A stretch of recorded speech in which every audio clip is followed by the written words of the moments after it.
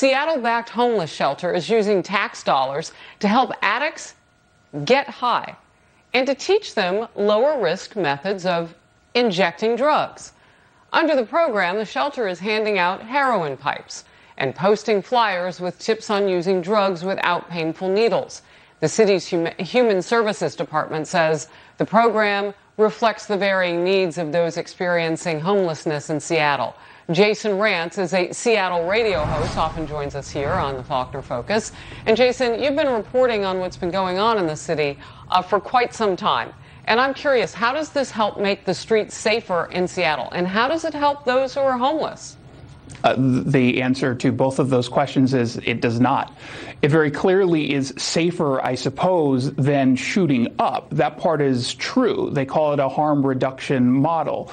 But the problem is it's not actually getting people off of their addiction. It's only enabling it. One of the flyers that went up allows someone to use a needleless syringe to rectally inject themselves with a mix of water and either meth or cocaine. That's usually the drug of choice, which is safer than a needle, but it also provides a much more intense and longer lasting high. If your goal is to get them off of that drug, that's certainly not the way to do it.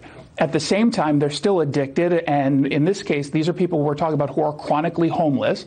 A lot of them are turning to crime on the streets of Seattle, lots of car break-ins and home break-ins, stealing property, then selling it, and using the cash to buy the product that they're addicted to. And then, of course, the drug dealers are coming into the neighborhoods, and they're flooding our streets with drugs. So obviously, all around, this isn't helping the addict, and it's certainly not helping the quality of life of Seattle.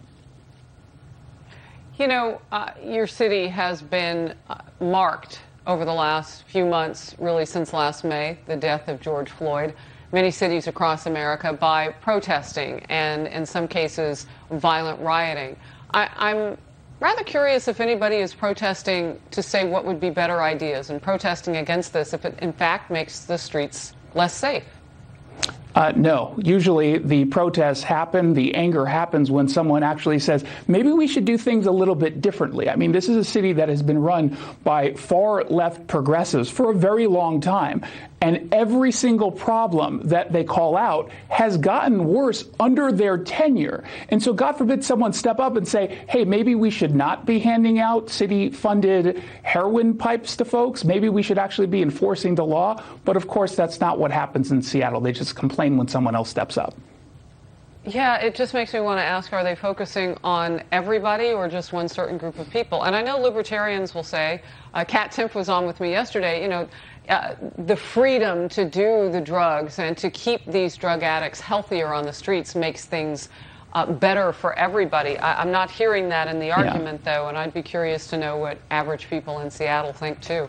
All right, we'll move to this, but we'll stay in Seattle because a council member there, who's a big backer of defunding the police, is defending her actions after a report on rising violent crime in the city, just what I was alluding to.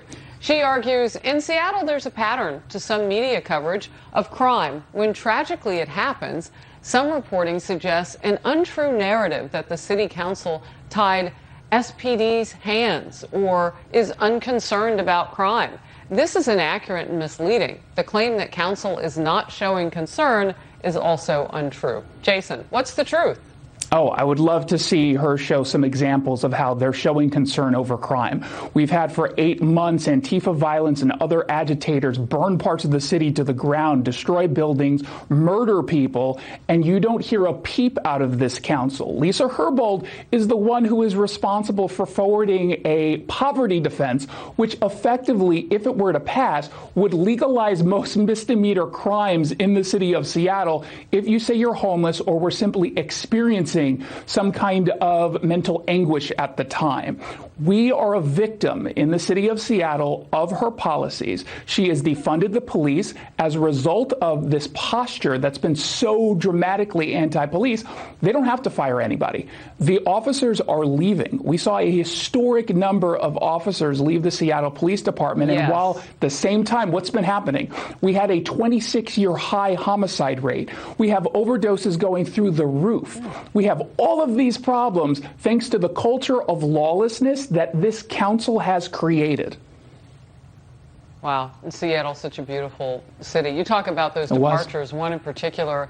It was your chief best who left, who's considered to be one of the best in the country, your police chief. She said, I'm out. They cut her pay through the defund. Wow.